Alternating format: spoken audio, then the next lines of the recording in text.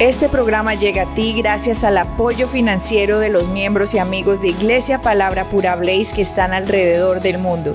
Tú también puedes ser parte de nuestra iglesia desde cualquier ciudad, país o continente. Si deseas más información, escanea este código QR.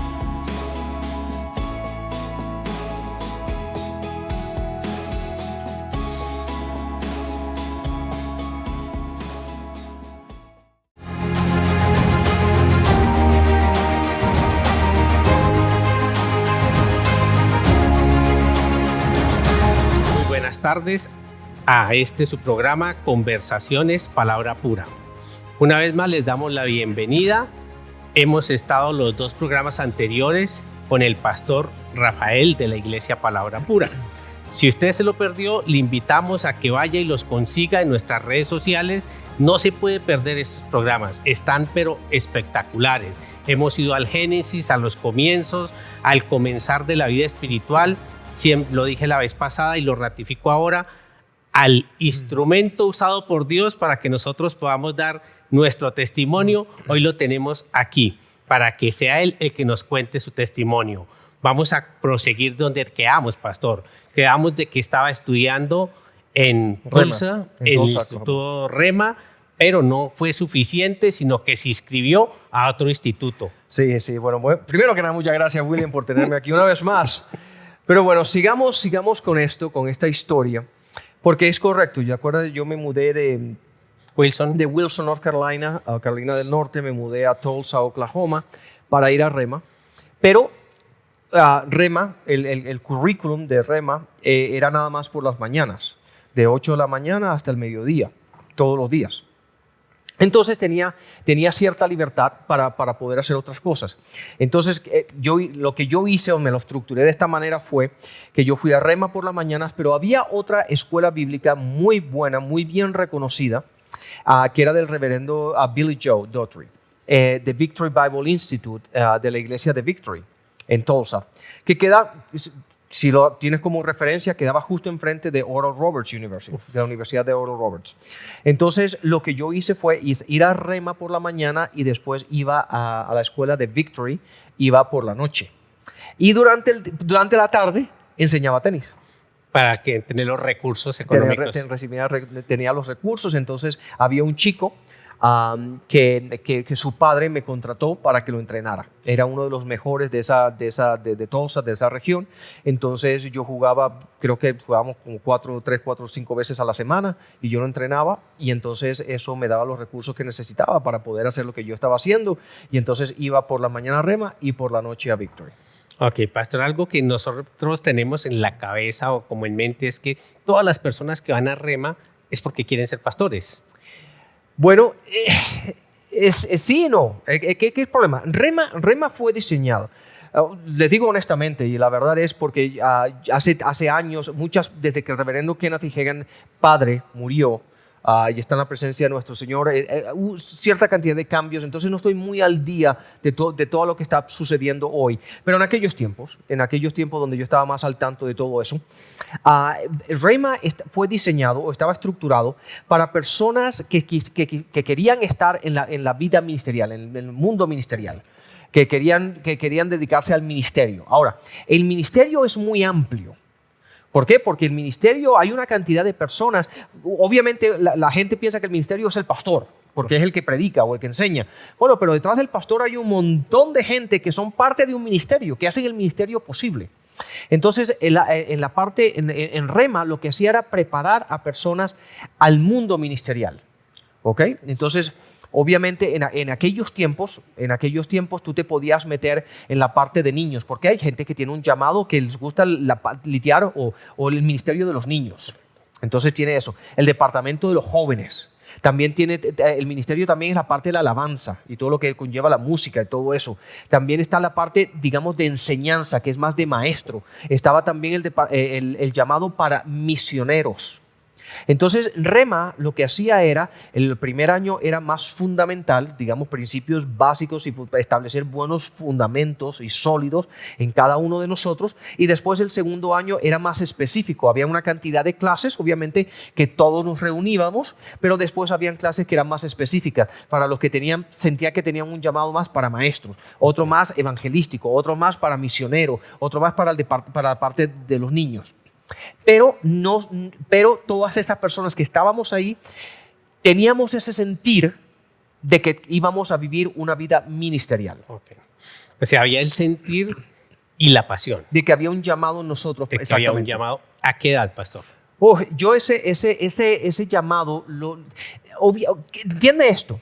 Hoy te lo puedo decir con esta propiedad. En aquellos tiempos era ese hambre, esa pasión, que no sabía lo que era. Era algo que uno se queda sin palabras. ¿Me entiendes? Entonces, obviamente, hoy día, con el conocimiento que uno tiene, la experiencia y todo eso, uno puede decir, bueno, Dios estaba despertando o haciéndote saber ese llamado que Él estaba estableciendo o despertando en nuestras vidas. Y en ese tiempo, fue sobre los 22 años. Cuando muchos no saben qué hacer, ya tenía un propósito. Uh-huh. Se hacen los 2 años de escuela. Es allí, pastor, donde alguna vez escuché en los audios que prefería no pagar la calefacción para poder comer libros. Era tanta el hambre, era tanta... Mira, William, obviamente yo en aquellos tiempos mis finanzas eran muy limitadas. La verdad, eran limitadas. Yo estaba aprendiendo todos estos principios por los cuales llevo viviendo 30 y pico de años y todas estas cosas, pero obviamente yo en aquellos tiempos estaba aprendiendo a caminar por fe, aprendiendo bajo todos estos espectaculares maestros que me han enseñado todo lo que hoy día sé y todas estas cosas, pero obviamente en aquellos tiempos muy limitado. Entonces, cuando llegué a Rema era ese hambre y ese despertar, eso que no hay forma de saciar. ¿Me entiendes? Es que cuando tú ya tienes sed y tomas agua y necesitas más agua, y es ese que es imposible de saciar. Y tenía pocos recursos, y entonces, claro, yo quería aprender y quería leer y quería esto y quería lo otro, pero yo decía, bueno, si compro esto no puedo comer, y decía, entonces, ¿qué hago? Okay. Entonces, ¿qué fue lo que hice? Lo que hice, yo no se los recomiendo a nadie, esto fue lo que hice yo. Usted me pregunta, ¿cuál es tu testimonio? Yo estoy diciendo lo que yo hice. Correcto. No todo el mundo está dispuesto a hacerlo, pero lo que yo hice fue, yo reduje mi dieta a papas, arroz y huevos. Y entonces era papa, arroz, huevos y unos frijoles que compraba que son, no me acuerdo cómo se llamaban, pero eran muy baratos. Y entonces, y eso era todo lo que yo comía.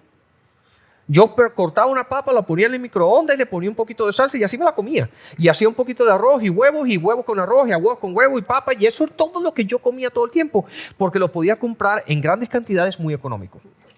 Y otra cosa que yo no hacía era utilizar la calefacción, sobre todo en el invierno. En Tulsa, Oklahoma, hace viento y hielo. Y de hecho curiosamente, en el apartamento donde yo vivía, había hielo en las paredes, porque yo vivía en una punta. Entonces lo cogía el viento y en esa punta, el frío en la pared, tú lo tocabas y era congelada esa pared y había hielo que se formaba ahí. Pero yo prefería utilizar otra chaqueta y otra cosa y lo que sea encima para no utilizar la calefacción, para tener dinero suficiente para comprar libros. Y yo te digo, William, las únicas veces que yo comía pizza o una hamburguesa o cualquier otra cosa es cuando alguien me invitaba, porque yo no me daba ese lujo. Y la razón era porque yo prefería, yo prefería, y te digo una cosa, y tú me dices, ¿cómo lograste hacer eso? Y lo logré por la disciplina que aprendí en el deporte. Y eso fue lo que me enseñó a mí, que cuando yo me pongo algo en la cabeza y esto es lo que yo quiero conseguir, lo que yo quiero hacer, yo lo hago. Y me disciplino para hacerlo. Y yo me discipliné a no darme esos privilegios, a hacer lo que tenga que hacer para poder comprar libros, para poder comprar cassettes y enseñanzas y esto y lo otro, que iban a establecer esos principios en mí, los que me iban a dar un futuro ¿Qué era lo que a mí me interesaba? A mí no me interesaba el presente. El presente, estoy joven, en estos momentos puedo sufrir, puedo lidiar con todo esto. Pero yo estaba mirando a mis profesores, a mis maestros, al reverendo Kenneth Hagin y a todos estos hombres exitosos viviendo de esta manera. Yo decía, yo quiero ser como eso, yo quiero vivir de esa manera, yo quiero tener ese caminar. Y cuando uno conoce el ministerio de ellos y el testimonio de ellos también, ellos estuvieron en la misma posición que yo estuve años anteriores. Correcto. Y entonces yo dije, bueno, pues yo me voy a disciplinar, a aprender como ellos aprendieron, a caminar como ellos caminaron y hacer lo que ellos hicieron. Y entonces fue así como yo preferí no utilizar la calefacción y no darme los gustos de ir al cine o de comprarme una pizza o de bobadas de esos que yo consideraba. Lo más importante para mí ahora es aprender. Igualito que los jóvenes de ahora, ¿no? Pero un reto, pastor. Sí. Es todo un reto. Aquí estamos haciendo como el recuento. Entendemos perfectamente la vida espiritual. Ese comienzo, ese despertar, ese sacrificio, el dejar cosas para poder nutrirse y llegar a lo que quería. Termina la universidad y ahora hay que volver a... Ahora salgo de Tulsa, Oklahoma y regreso una vez más a Wilson, a Carolina del Norte. Regreso allí y ahora, obviamente tienes que entender esto, yo era muy joven. Entonces había adquirido, date cuenta, 2 escuelas bíblicas más todo el estudio que yo había hecho y todo lo que yo tenía la cabeza así de grande.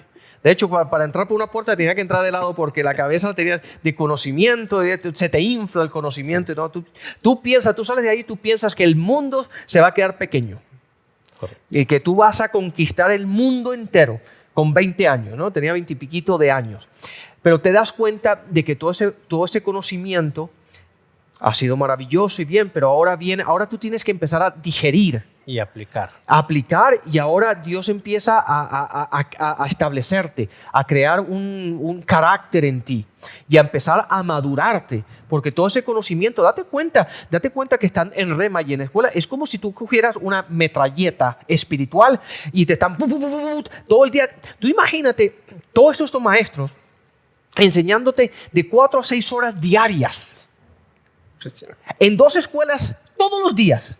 Es algo que tú imaginas esto, es tremendo la cantidad de conocimiento que te están tirando constantemente. Y claro, es una cantidad que ahora tú tienes que empezar a digerir y empezar a entender. Y hay muchas cosas que tú lo oíste, pero no lo entiendes. Hay cosas que el reverendo Kenneth Hagin nos enseñó, que pasaron 10 años hasta que yo dije, eso fue lo que quiso decir. Correcto. ¿Me entiendes? ¿Y por qué? Porque uno no tenía ni la madurez, ni el entendimiento, ni la capacidad de poder absorber todas esas maravillosas cosas que nos enseñaban. No con la inmadurez y lo joven que yo era. El afán. ¿Perdón? El afán. Sí, claro, de aprender, ¿no? Entonces, obviamente, había gente mayor en Rema en esos años, había gente mayor también, pero yo estoy hablando de mí. Entonces, ahora empieza un periodo de crecimiento. Y cuando me establecí otra vez en Wilson, Oklahoma y todo esto, empecé a trabajar y empecé a enseñar. Me invitaban aquí, me invitaban allá y uno compartía de todo lo que había aprendido. Obviamente buscando experiencia y buscando las oportunidades de compartir, de crecer, de estudiar y todo eso. Y empecé a involucrarme con una cantidad de iglesias. Y gracias a Dios, William, con el favor y la gracia de Dios, en Wilson, en donde yo estaba, enseñé en un montón de iglesias, en casi todas las iglesias de ahí, era un pueblo, tampoco era una ciudad, no, sí. En la gran cantidad de iglesias yo enseñé ahí, porque todos me conocían. Todos se conocen, ahí son todos primos y hermanos, ¿me entiendes? Todos me conocían. Entonces me dio la oportunidad y en muchas iglesias tuve la oportunidad de enseñar por largos periodos. De hecho, hubo una iglesia donde el pastor no era, siempre he sido más maestro. Y el pastor era un predicador. Y él necesitaba que alguien, no tenía nadie que diera clases, enseñanza los miércoles. Digamos, él enseñaba muy bien los domingos y todo eso, pero no tenía nadie que enseñara los miércoles. Entonces, aunque yo iba a otra iglesia, él me dijo, Rafael, ¿por qué no vienes a mi iglesia y tú coges los servicios de los miércoles? Y yo sé que tú no vienes aquí, no necesito que tú vengas, tú simplemente ve aquí y enséñale a mi gente. Y yo era bien joven, ¿entiendes? Yo era jovencito, pero había adquirido esto, tenía un buen testimonio, la gente me respetaba y todo este tipo de cosas. Y entonces estuve yendo ahí más de un año, cerca año y medio, 2 años sólidos que enseñé todos los miércoles en esa iglesia y yo iba a otra. Entonces, los domingos me refiero, ¿no? Pero yo enseñaba, después el pastor me empezó a utilizar para enseñar discipulados y después empecé a enseñar clases de finanzas. Porque ya empecé mi vida, digamos, de negocios y enseñé finanzas y entonces empezaba a recibir invitaciones por aquí, invitaciones por allá y así empezó. Listo, pastor, ahí nos queda súper claro, pero hay algo que siempre uno mira. Los jóvenes y las personas que vienen a la iglesia, como ya lo reitero, ven el resultado, pero no el proceso. La parte espiritual creo que es muy, muy clara. Y algo que nosotros damos fe es que esa hambre no ha disminuido, sigue igual. Y va a incrementar más. Y va a incrementar, Amén. es correcto. Ahora, en la parte, porque la bendición de Dios es espiritual, física y financiera. Háblenos un poquito de ese testimonio en la parte física y financiera. ¿Cómo fue ese comienzo en los negocios? Ya no ese Rafael que estaba en el restaurante, sino ya Rafael con todo el conocimiento, con la idea de que Dios le iba a entregar el mundo y se le iba a quedar pequeño, pero había una realidad que tenía que sobrevivir. Sí. Y empiezan los negocios. ¿Cómo fue ese comienzo? Duro. ¿Dónde fue? Bueno, obviamente estaba en Wilson, en la ciudad de Wilson, y ahí comenzó. Y este señor, ¿te acuerdas de este señor que fue el que nos llevó? Correcto. Bueno, este señor tenía una empresa. Su padre tenía ahí empresas, digamos que era una familia que tenía generaciones ahí. Y tenían una empresa de construcción. Entonces, esa era una de sus empresas, porque tenían varias empresas, tenían casas de alquiler y de renta y de todo ese tipo de cosas, pero él tenía una empresa de construcción. Entonces, claro, como me conocía y todo eso, me dio la oportunidad de entrar a trabajar allí. Y empecé a trabajar pues en la parte de finanzas. Todo era la parte de construcción. Yo nunca he sido manitas. Yo para cosas, no sé, lo más que hago es cambiar un bombillo y necesito ayuda. Yo manitas no soy para nada. Pero la parte de finanzas siempre me ha gustado, la parte de administración, la parte de oficina siempre me ha gustado. Y entonces empecé a trabajar ahí. ¿Y cómo empezó? Yo empecé a trabajar ahí. Y date cuenta, yo no sé por qué, pero en todos los sitios que yo siempre he sido el más jovencito. Yo era un muchacho de 20 y pico de años y todos los que trabajaban ahí eran señoras de 50, 60, 70 años. Eran 5 personas, aparte de los jefes, desde el dueño del señor y un hermano, que eran los que manejaban las cosas, y todos estos señores mayores y yo jovencito. Y yo llevaba ahí sobre unos 6 meses, 9 meses trabajando, aprendiendo todo esto, haciendo todo. En aquellos años, todo se llevaba a mano. Correcto.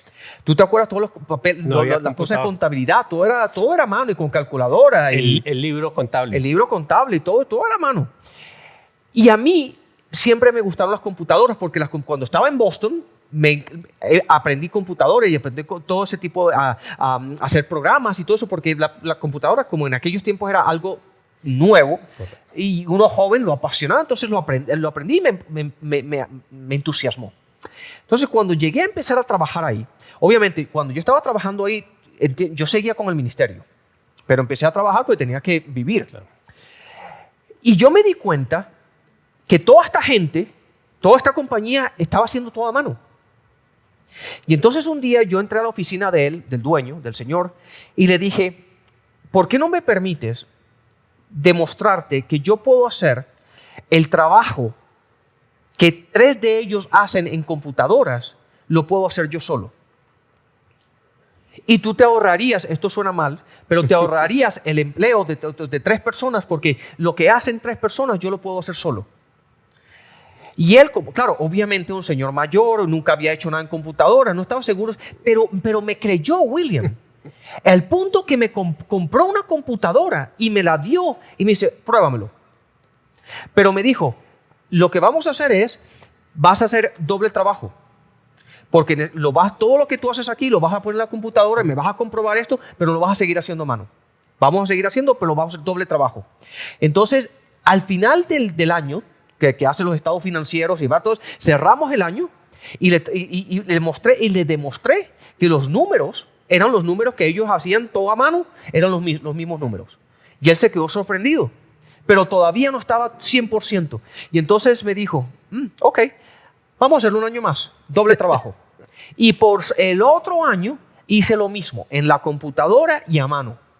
Y todos los meses, cuando cerrábamos el ejercicio del mes, le traía los estados financieros y le probaba, hey, todo maravillosamente bien. Y entonces, al tercer año, fue ahí cuando se convenció y despidió a 3 de las personas que estaban ahí, y ahora me compró otra computadora y ahora yo empecé a manejar la compañía, las finanzas. Ahora, te voy a decir esto, te tengo que decir esto, porque esto es importante. Porque yo me fui, ¿te acuerdas que yo fui a la universidad, pero no la terminé, porque me fui para Rema? Entonces yo ahora estaba manejando finanzas. Y claro, antes yo era un ayudante, pero ahora despidió a toda esta gente, yo me estaba encargando de todo y ahora yo necesitaba tener un poco de conocimiento. Bueno, mi padre era un contador y entonces muchas veces lo llamaba y le decía, ¿cómo se hace esto? ¿Cómo se hace esto? Porque yo no tenía ni idea, yo no había terminado la universidad, pero yo era una persona que me gustaba mucho estudiar, me gustaba mucho aprender. Entonces yo buscaba clases y buscaba libros que me enseñaran a hacer lo que tenía que hacer. Entonces yo no quería ir al jefe y decirle, no tengo ni idea cómo hacer eso. Sí. Yo jamás le dije eso, jamás le dije a nadie, no, yo no sé. Yo busco la manera de demostrarte que yo sí sé. Okay. Entonces yo me autoenseñé a hacer toda la parte financiera. Ya terminé manejando las finanzas, no solamente de esa compañía, terminé manejando las finanzas de 8 compañías. Wow. Y teníamos una cantidad de empleados y una cantidad de subcontratistas y te digo, y una cantidad de cosas, ¿ok? Para no entrar en detalles. Pero todo eso fue aprendizaje que te hizo, pero fue supremamente duro. ¿Por qué? Porque era joven, con ganas de aprender, no teniendo todo el conocimiento de las universidades, todo esto tenía que yo aprenderlo. Y demostrarle a ellos, porque yo quería demostrarles a ellos que yo les valía a ellos, que había algo en mí que ellos iban a necesitar para un futuro. Entonces fue un trabajo duro. No fue fácil, William, porque era trabajar, el ministerio, el seguir dedicado a aprender, a enseñar en iglesias, a tener un buen testimonio. Y como todo, hey, los procesos son los procesos y son largos. Pero si yo pudiera definir la vida, diría disciplina, pastor. Disciplina. Algo que le he escuchado en la niñez, en el deporte, en el compromiso con Dios, en los negocios, fidelidad y disciplina. Qué bendición, pastor, escuchar esto. Y sé que para muchos es terrorífico, porque queremos el resultado, pero no el proceso, pastor. Sí. ¿Eso a qué lo llevó empresarialmente? Pues mira, aquí fue donde pasó un giro, porque estas personas con las que yo trabajaba, este señor y el hermano y todo eso, esa gente lo que les interesaba hacer era dinero, eran gente muy rica. Ya murieron y tal, pero eran gente muy rica. Entonces, a ellos no les interesaba, lo que les interesaba era hacer dinero. Correcto. Entonces, llegó a un punto donde ellos querían vender la compañía a una compañía multinacional simplemente para venderla por una cantidad de millones. La compañía valía millones de dólares. Entonces ellos querían hacer más dinero, entonces la vendieron. Pero para ese entonces ya yo manejaba el 100% de las finanzas de la compañía. Yo manejaba todo eso, ya tenía ahora, antes yo entré como ayudante, ahora yo manejaba todo, tenía secretarias y tenía todo esto y yo manejaba todas las finanzas. Y entonces ahora ellos deciden vender la compañía, ellos empiezan las negociaciones, pero yo era un empleado. Yo era el muchacho que manejaba esto, pero era simplemente un empleado ahí y tal. Y empiezan las negociaciones. Las negociaciones a esos niveles son fuertes. ¿Por qué? Porque viene una compañía multinacional con su departamento, se sienta, básicamente coge posesión de aquí, y yo tenía que producir una cantidad de información financiera y de esto y todo esto, de todo lo que conlleva la compañía, antes de las 8 de la mañana, porque ya empezaba el día y ya yo me tenía que ocupar para el manejo del día diario. Entonces, y crear todos estos reportes. Entonces, esa negociación tardó un promedio de 9 meses. ¿Es una absorción o una fusión? No, una compra. Compra. Completa. Entonces, esta negociación duró 9 meses. Por 9 meses, yo entraba a la oficina a las 4:30, entre 4 y media de la mañana, para trabajar esas 3 horas y media, 4 horas, para hacer todo lo que tenía que hacer, mandarlo a la compañía que nos estaba tratando de comprar, y yo después arrancar todo el día. Entonces yo entraba, trabajaba, pero William, he aquí la cosa. Nunca me pagaron extra. Nunca me pagaron un bono. Nunca me dijeron, mira, tú vienes trabajando de las 4 a jamás. Y yo nunca protesté. Nunca dije, oye, y a mí no, ¿por qué no me pagan más? Y esto, jamás lo hice. Yo sabía que para cumplir con mi trabajo y yo poder cumplir con el volumen de trabajo que tenía que entrar a esa hora para poder cumplir. Y trabajaba sábados, el domingo iba a la iglesia, obviamente, pero si podía trabajar el domingo por la tarde, trabajaba un poco para ponerme al día, lo que sea, pero era todo el tiempo. Y por 9 meses eso fue agotador. William, tú esto no te lo vas a creer, pero créanmelo. Llegó el tiempo que se cerró la negociación. Obviamente no les voy a dar cantidades, pero esa compañía se cerró por millones de dólares, porque lo valía. Se cerró la negociación. Yo, en mi interior, digo, bueno, nunca me pagaron una hora extra, nunca me pagaron nada. Yo estaba pensando, esta gente me va a dar un bono, usted dice así, ¿no? Una bonificación. Digo, Dios santo, esto va a ser maravilloso. Lo único que hicieron es darme las gracias y me llevaron a comer. No me dieron, esta gente se metió millones de dólares y no me dieron $100. No, ni $100 me dieron. Es que, pastor, ahí donde la gente piensa que cuando uno está con Dios, no hay problemas, no hay frustraciones, y yo frustración en los deportes. Yeah. Ahora acá, todo el trabajo, y eso causa frustración. Sí, claro. Y uno diciendo, Dios santo, pero esta gente... Bueno, fíjate lo que pasó. Lo que pasó fue esto. La otra compañía nos compró. Claro. No nos compró porque yo no era dueño, los compró. Pero como yo era el que manejaba las finanzas, me dijeron que yo me tenía que quedar con ellos por un periodo de tiempo. Claro. Entonces, todos nos quedamos ahí para hacer esa fusión y teníamos un contrato de 1 año donde no nos podíamos ir. Después de 1 año te podías ir si querías, pero ese año tenías que permanecer para que la transición sea como tenga que ser en los negocios.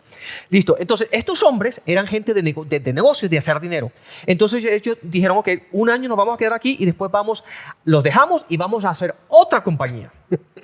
Entonces, hicimos eso y al siguiente año, después de terminar, ellos empezaron a hacer otra compañía. Ellos, no yo, ellos. Yo estaba aquí. Y ellos dijeron, bueno, me llamaron y me dijeron, Rafael, ¿por qué no vienes con nosotros y tú manejas las finanzas otra vez? Y yo les dije, ok, pero esta vez yo no quiero ser empleado. Esta vez yo quiero ser un dueño. Y ellos dijeron, ok. Entonces, esto fue en la sala de la junta directiva, ¿no? Me llamaron ellos. Y ellos me dijeron, bueno, ¿cuánto dinero tienes para invertir? Porque para armar una compañía, ser dueño, tú tienes que invertir una cantidad de dinero para que la compañía tiene que funcionar. Y entonces yo le dije, ¿dinero? Yo no tengo nada. Ustedes son los que me aman y ellos saben que yo básicamente sobrevivo. Lo que vengo, no tengo dinero. ¿Cómo que cuánto tengo para invertir cuando ustedes saben que yo no tengo dinero? Y de hecho, yo debía haberles dicho, y ustedes saben que no me dieron ni siquiera un bono por todo el trabajo que hice. Y entonces dijeron, ok, me dijeron, el principal de ahí me dijo, sal de la oficina, déjanos hablar aquí nosotros los socios, eran 4 socios. Y entonces ellos hablaron, a los 10, 15 minutos me llaman.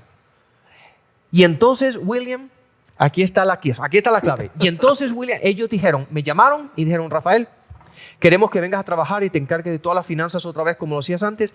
Cada uno de nosotros te va a dar un porcentaje de la compañía. Wow. William, yo entré sin $1 en esa compañía y salí rico. Uy, así es Dios. Como dice, como Dios compensa, pastor. Impresionante la manera, porque ahí vemos principios espirituales. Yo sé que usted ha hablado de cosas naturales, pero estoy convencido, porque lo conozco, de los principios que utilizó dentro de la compañía al trabajar fueron los principios judeocristianos que son tan desconocidos en los negocios donde nosotros estamos, en la cultura colombiana. Honestidad, transparencia, pasión, hacer las cosas como para Dios y no para el hombre. Y eso fue la recompensa, eso fue lo que dio la recompensa. ¿Así? Y ahora viene la vida de prosperidad, de recoger lo que se sembró. Exactamente, y ahí empieza. Y ahí empezó esa reunión que como te digo, esa reunión duró 15 minutos. Yo entré y cuando salí, mi vida era otra. Entró Rafael y salió Don Rafael. Exactamente. Con 20 y pico de años, pero ya. Y entonces, claro, William, podríamos pasarnos aquí 3, 4, 5 programas más en contarte todo lo que sucedió, porque todos los chicos que estaban ahí trabajando en la compañía me llamaban términos de ustedes lambón y esto y lo otro Metido. y tal, y metido y siempre detrás del jefe y todo, pero ellos no entendían que yo tenía un propósito. Okay.